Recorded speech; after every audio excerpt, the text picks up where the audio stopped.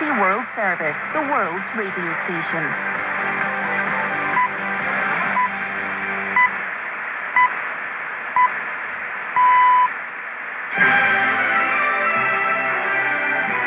BBC World Service, this is Owen Bennett-Jones with NewsHour. And coming up in the next 60 minutes, President Obama meets Prime Minister Netanyahu in Israel, and the two men have just given a news conference with lots of mutual backslapping. I want to thank you for the investment you have made in our relationship. It is deeply, deeply appreciated. This is our 10th meeting. We've spent more time together, working together, than I have with any leader. And this speaks to the closeness of our two nations. Also today, how to talk your way into university courses for free, and what is Rwanda's attitude to suspected war criminals. We'll be looking at the case of Bosco and Ntaganda.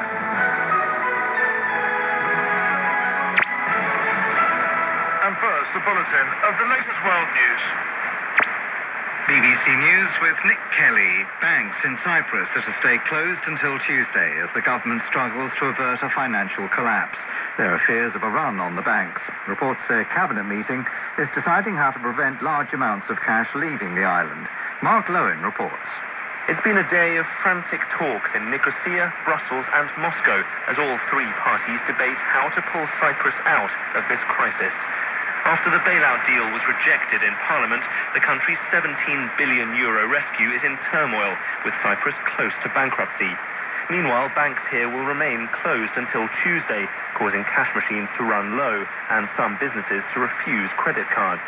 On his first official visit to Israel, President Obama has said the US will do what is necessary to stop Iran acquiring nuclear weapons. At a joint news conference with the Israeli Prime Minister, Benjamin Netanyahu, Mr. Obama said Israel's security was non-negotiable. He said the US preferred to resolve the Iranian issue diplomatically, but that all options were on the table.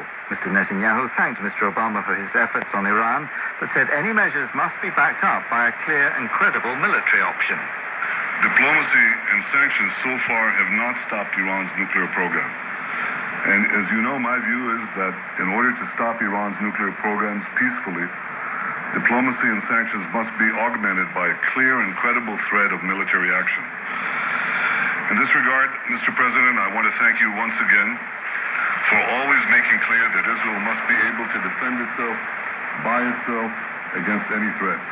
In other comments, President Obama said the United States was investigating whether chemical weapons have been used in Syria.